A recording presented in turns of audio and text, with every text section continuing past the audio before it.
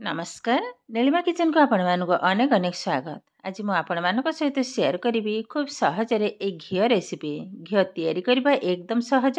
तेबे भिडियोटी को स्किप न करी प्रथम रु शेष पर्यंत देखंतु। आशा करूछि आपण मानक बहुत पसंद आसीबो। आरंभ करबा आज ए मजेदार घी रेसिपी। घी तैयारी करबा पई हमको दरकार क्षीर।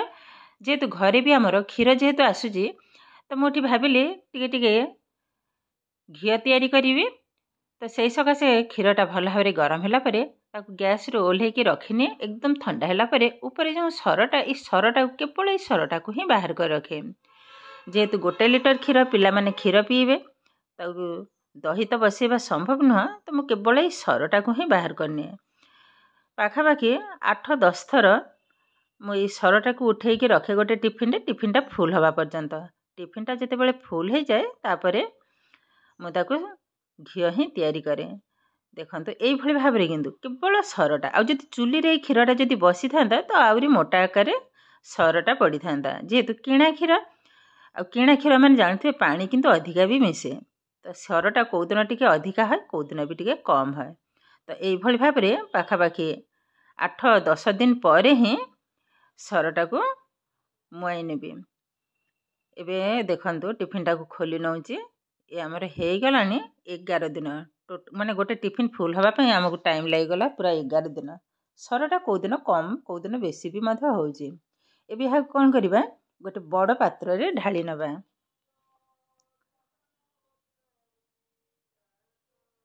एमती गोटे बड़ जगार ढाली नेबे तो सुविधा हम घीटा हाथटा घसीवाई ढाली नेले।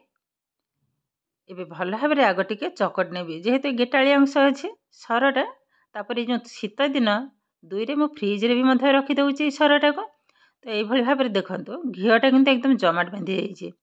तो भल भाव में ये भाव में हाथ को घसी नेबी बा चकट नेबी।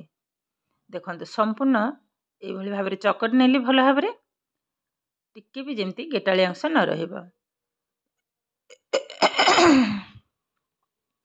ये कौन करबा ये भाव में भल भाव में किंतु गोले नेबी। ये कंटिन्यू पाखापाखि 7-8 मिनट बेसी टाइम लगे। शीत दिन ना जल्दी किंतु हो जिवो।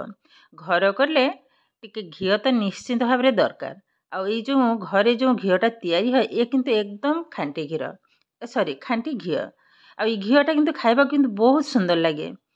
बेसी टाइम भी लगे। देखंतु आरी भीतर किंतु एकदम बहलिया हो गलानी आ बेसी समय लागबनी। देखंतु केतेटा पतला थिला आ केतेटा भी मोटा हो गलानी। आउ टिके बेसी नुह आ 2-3 मिनट टिके घसीले हो जिवो।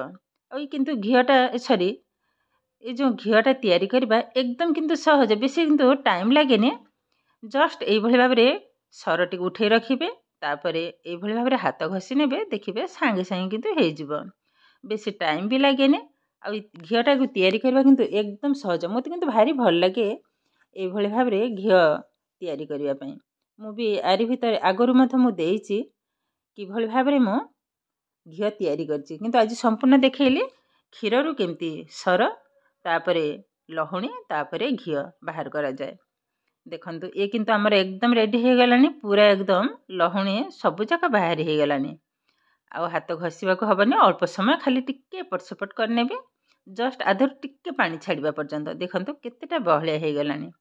एबे देखंतु धीरे धीरे किंतु पानीटा अलग हो जाउची। केते सुंदर भाव में देखते एकदम अल्प समय लहुणी आमर रेडी हो गलानी। बेस आ घसीबेनी ये ऑलरेडी हो गलानी एकदम। देखंतु पानी एवं लहुणी अलग हो गलानी। एबे आधरे पानी को ढाली नबा। केते सुंदर भाव देखो जेतिकी सर सेतिकी लहुणी ही बाहरी जे।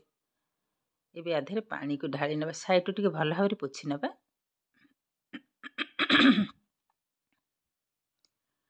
पानी को ढाली नेबे भल भाव में किंतु जिते थर माने जो धला पानीटा न बाहरुची से पर्यंत किंतु धोइबा को हबो। नहले सेमती जदि रखिदेबी आधरे जो खोरुआ बा जो घीटा तैयारी कला पर तार जो खदड़ा अंशटा अधिका रही जाए। भल भाव में धोइला माने से तो रहीबनी खदड़ा अंश ता सहित घीटा किंतु देखा भी बहुत सुंदर लगे आ बहुत दिन पर्यंत रहिबो किछि भी हबनी। तो ये भाव में 4-5 थर मु जो पर्यंत ये धला पानीटा न बाहरुची से पर्यंत किंतु भल भाव में किंतु धोइबा को हबो। ଯେତେଟା ସମ୍ଭବ ସମ୍पूर्ण ଧଳା ପାଣିଟା ବାହାରି ଗଲା ପରେ ଯେତେବେଳେ एकदम ଫ୍ରେଶ୍ ପାଣି ବାହାରିବ ସେଇ ପର୍ଯ୍ୟନ୍ତ ଧୋଇ ନେବା। ଦେଖନ୍ତୁ ଆଉ ଏ ଲହୁଣୀଟାକୁ ଏଇଭଳି ଭାବରେ ଚକଟି ଧୋଇବାକୁ ହେବ। ଯେହେତୁ ଏ ସରଳ ଆ ଭିତରେ କିନ୍ତୁ ଖଦଡ଼ା ଅଂଶ ବହୁତ ରହିଯାଏ, ସେଇ ସକାଶେ ଭଲ ଭାବରେ କିନ୍ତୁ ଚକଟିକି ଧୋଇବାକୁ ହେବ। ପୁଣି ପାଣିକୁ ଚେଞ୍ଜ କରିନେବା। ତ ଏଇଭଳି ଭାବରେ ପାଖାପାଖି 7-8 ଥର ଧୋଇ ସାରିଲା ପରେ ଏବେ ଦେଖନ୍ତୁ एकदम ପରିଷ୍କାର ପାଣି। ଏ ପାଣିରେ ଆଉ କିଛି ନାହିଁ। ଦେଖନ୍ତୁ ପୁରା एकदम ପରିଷ୍କାର ପାଣି। ଏବେ ସାଇଡ୍ କରିନେବା ଭଲ ଭାବରେ। ଆଉ ଏ ଲହୁଣୀକୁ ସାଙ୍ଗେ ସାଙ୍ଗେ କ'ଣ କରିବି, ତାକୁ ଆଉ ଘିଅ ମାରିବିନି। ମୁଁ ଏଠି ଏ ଯେଉଁ ଲହୁଣୀଟା ଆଜି ରାତିରେ ହିଁ କରିଛି, ରାତି ସାରା ମୁଁ ରଖିନେବି, ସକାଳେ ହିଁ ଘିଅଟାକୁ ତିଆରି କରିବି। ତେବେ ଯାଇକି ଘିଅଟା ଭଲ ହେବ ଆଉ ବହୁତ ଦିନ ପର୍ଯ୍ୟନ୍ତ ରହିବ। ଏବେ ଗୋଟେ ବଡ଼ ଜାଗାକୁ ଉଠେଇ ନେବା ଲହୁଣୀ। ଆଉ ଲହୁଣୀଟା କଲର୍ଟା ବି ଦେଖନ୍ତୁ एकदम ଘିଅ ଟାଇପ୍ର। ଭଲ ଭାବରେ ସବୁ ଜାଗାକୁ ପୋଛିକି ଉଠେଇ ନେବା। ତାପରେ ରଖିନେବା ରାତି ସାରା, ସକାଳେ ହିଁ ଘିଅଟାକୁ ତିଆରି କରିବି। ଏବେ ଦେଖନ୍ତୁ କେଯାଏଁ ଲହୁଣୀ ଆମର ବାହାରିଗଲାଣି। ଏବେ ରଖିନେବି ଗୋଟେ ଦିନ ପାଇଁ, ସକାଳେ ହିଁ ଆପଣମାନଙ୍କ ସହିତ ପୁଣି ସେୟାର କରିବି।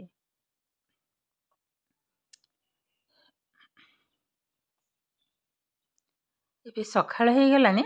ମୁଁ ଏବେ କ'ଣ କରିଛି ଦେଖନ୍ତୁ, ଗ୍ୟାସ୍ ଅନ୍ କରି ବସେଇ ନେଇଛି କଡ଼େଇଟା ଭଲ ଭାବରେ ତାତିଲା ପରେ ଲହୁଣୀକୁ ଢାଳି ନେବା। ଏବେ ହାଇ ଫ୍ଲେମ୍ରେ କିନ୍ତୁ ବସିବ, ଆଉ ସାଙ୍ଗେ ସାଙ୍ଗେ କିନ୍ତୁ ଗୋଳେଇବିନି। ଧୀରେ ଧୀରେ ଦେଖନ୍ତୁ ମେଲ୍ଟ ହେବାରେ ଲାଗିଲାଣି। ଭଲ ଭାବରେ କିନ୍ତୁ ମେଲ୍ଟ ହେଲା ପରେ ତାପରେ ଗୋଳେଇ ନେବି। ଦେଖନ୍ତୁ କଲର୍ଟା, ଜଷ୍ଟ ଏଇ କଲର୍ଟା ଦେଖନ୍ତୁ ତାର କେତେ ସୁନ୍ଦର ଭାବରେ एकदम ହଳଦିଆ କଲର୍। ଆଉ ଏ ଯେଉଁ ଫେଣଟା ବାହାରୁଛି, ଏ ଫେଣ କିନ୍ତୁ ରହିବନି। ଭଲ ଭାବରେ ଟିକେ ଗୋଳେଇ ନେଲି। ଦେହଟା ବି ମୋର ଭଲ ନାହିଁ, ସେଇ ସକାଶେ ମାନେ କଥାଟା ବି କେମିତି କେମିତି ଲାଗୁଛି। ଏବେ ଦେଖନ୍ତୁ ସମ୍ପୂର୍ଣ୍ଣ ଫେଣଟା ବି ମରି ହେଇଗଲାଣି। ଆଉ ଆର ଖଦଡ଼ା ଅଂଶ ଦେଖନ୍ତୁ ବେଶୀ ନାହିଁ, ମାନେ ଏଇ 1 ଟେବୁଲ ସ୍ପୁନ୍ ଖଣ୍ଡେ ହେବ। ଆଉ ବେଶୀ ସମୟ ଲାଗିବନି। ଏ କିନ୍ତୁ ଆମର ପାଖାପାଖି ରେଡ଼ି ହେଇଗଲାଣି।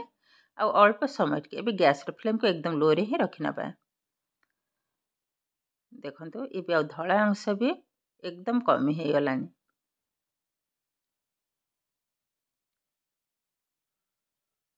ଭଲ ଭାବରେ ଟିକେ ଗୋଳେଇ ନେଉଛି ଆଉ ଟିକେ। ଏବେ ଓହ୍ଲେଇ ନେବା ସାଙ୍ଗେ ସାଙ୍ଗେ ହେଇଗଲାଣି। ଏବେ ଓହ୍ଲେଇ ନେଇଛି। ଏ ଫେଣ ଯାକ ଟିକେ ସାଇଡ୍ କରିନେବା। ଏ ରହିଲେ ବି କିଛି ହେବନି, ଫେଣ ଜାଗାରେ ହିଁ ରହିଯିବ। ତ ଏଇଭଳି ଭାବରେ ତଥାପି ଟିକେ ସାଇଡ୍ କରି ନେଉଛି। ଏବେ ଛାଣି ନେବା, ସାଙ୍ଗେ ସାଙ୍ଗେ କିନ୍ତୁ ଛାଣି ନେବି ଗରମ ଅବସ୍ଥାରେ।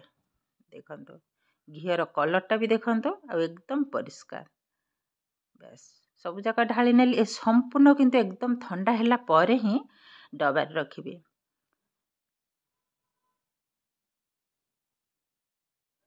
ଦେଖନ୍ତୁ ଘିଅର କଲର୍ଟା ଦେଖନ୍ତୁ କେତେଟା ସୁନ୍ଦର ଦେଖାଯାଉଛି। ଏବେ ବି ଗରମ ଅଛି, ଥଣ୍ଡା ହେଲା ପରେ ଗୋଟେ ଡବାରେ ହିଁ ରଖିନେବି। ଏବେ ଦେଖନ୍ତୁ ସମ୍ପୂର୍ଣ୍ଣ ଥଣ୍ଡା ହେଇଗଲାଣି। ଏବେ ଡବାରେ ରଖିନେବା। ଏ ଡବାରେ ଆଗରୁ ଘିଅ ଥିଲା, ଘିଅଟା ସରିଯାଇଛି, ଆଧେରେ ହିଁ ରଖିନେବି। ଖୋଲି ନେଉଛି ଡବାଟା। ଏବେ ଢାଳି ନେବା। ସମ୍ପୂର୍ଣ୍ଣ ଢାଳିବିନି, ତଳେ ଯେଉଁ ରହିଯାଇଥିବ ଘିଅଟା, ସେ ଘିଅଟା କିନ୍ତୁ ରଖିନେବି। ଯେଉଁ ଟିକେ ଟିକେ କଳା ବା ଖଦଡ଼ା ଅଂଶ ଅଛି, ସେଇ ଜିନିଷଟା କିନ୍ତୁ ରଖିବିନି। ରଖିଲା ମାନେ ଘିଅଟା ଖରାପ ହେଇଯିବ। ଦେଖନ୍ତୁ ଏହାକୁ କିନ୍ତୁ ଅଲଗା ଗୋଟେ ଡବାରେ ରଖିନେବି। ଏହାକୁ କିନ୍ତୁ ତା ଦେହରେ ଢାଳିବିନି, ଢାଳିଲା ମାନେ ଘିଅଟା ଖରାପ ହେଇଯିବ ଜଲ୍ଦି। ଦେଖନ୍ତୁ ଘିଅର କଲର୍ଟା ଦେଖନ୍ତୁ। ଆଗ ଘିଅର କଲର୍ ବି ମଧ୍ୟ ଦେଖନ୍ତୁ। ଏ ଥଣ୍ଡା ହେଲା ପରେ ଆର କଲର୍ ଠିକ୍ ଏମିତି ହେଇଯିବ। ଆଉ ଏ କଲର୍ଟା ଦେଖନ୍ତୁ, ଏ କିନ୍ତୁ ଥଣ୍ଡା ହେଲା ପରେ ଆଗ ଘିଅର କଲର୍ ଯେମିତି ଠିକ୍ ସେମିତି ହେବ। ଆଉ ମୋର ଏଇ ଘିଅଟା ଯିଏ ଦେଖନ୍ତି ସିଏ କିନ୍ତୁ ଭାରି ଲୋଭ କରନ୍ତି ଯେ ଭାଉଜ ମୋତେ ଟିକେ ଘିଅ ଦିଅ ବୋଲି। ଏ ଘିଅର କଲର୍ ଯେମିତି ଦେଖିବାକୁ, ବାସ୍ନାଟା ବି ବହୁତ ସୁନ୍ଦର, एकदम ଦାନା ଟାଇପ୍ର। ଆଉ ଖାଇବାକୁ କିନ୍ତୁ ବହୁତ ସୁନ୍ଦର ଟେଷ୍ଟ ଲାଗେ। କେତେ ସୁନ୍ଦର ଭାବରେ ଦେଖନ୍ତୁ एकदम ପରିଷ୍କାର ଭାବରେ ଘିଅ ଟିକେ ବି କିଛି ନାହିଁ।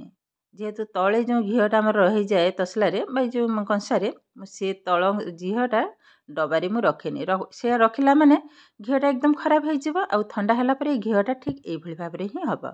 ଦେଖନ୍ତୁ କେତେ ସହଜ ଭାବରେ କ୍ଷୀରରୁ ସର, ସରରୁ ଲହୁଣୀ ଏବଂ ଲହୁଣୀରୁ ଘିଅ ଆମର ରେଡ଼ି ହୋଇଗଲାଣି।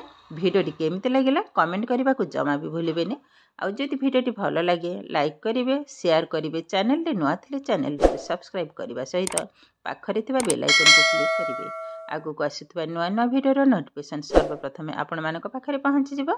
ଫେସବୁକ୍ ପେଜ୍ରେ ଦେଖୁଥିଲେ ପେଜ୍ଟିକୁ ନିଶ୍ଚୟ ଫଲୋ କରିବେ।